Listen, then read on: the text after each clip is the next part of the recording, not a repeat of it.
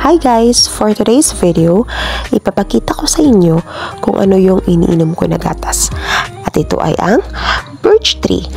Birch tree is good for providing essential nutrients like calcium, zinc, and various vitamins.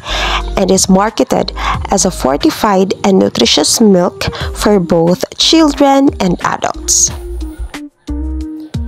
Napakamura lang yan guys. Very affordable talaga. That time, bagong ligo ako, so minom talaga ako ng birch tree para mainitan yung tiyan ko. At saka, after padadari ng baby ko, umiinom din ako ng birch tree. Pinaparesan ko siya ng biscuit kasi ang gutom talaga after dede ng baby ko. So, ganun. Please click the yellow basket if you want to order. Thank you!